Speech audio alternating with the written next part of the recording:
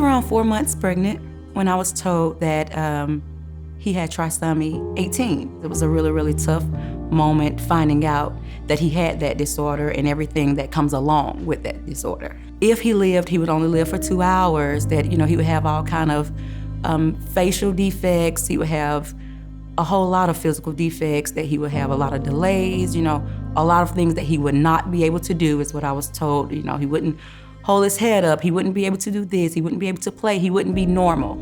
And so, a lot of things was just going through my mind, but at the time I was still thinking, this is my son, this is my child, and he's still alive.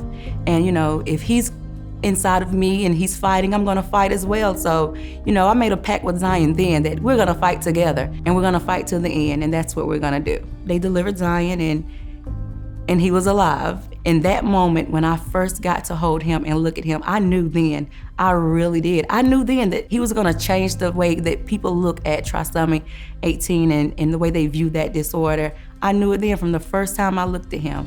When the idea of hospice was first brought to me, I was totally against it. I said no, hands down. People just look at hospice and thinks, oh, you're going on hospice, you're automatically just gonna die and that we're just waiting on you to die.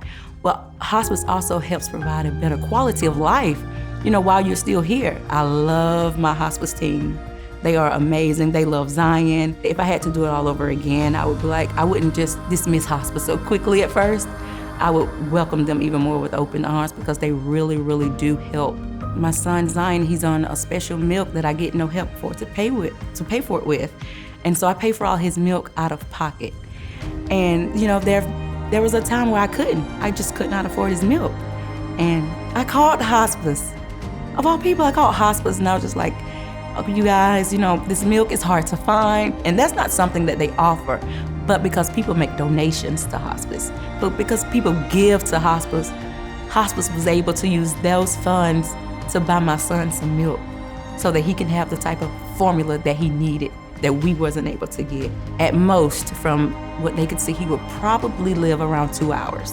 And we are 12 days away from Zion turning 1, which is a less than 5% chance for our trisomy 18 community.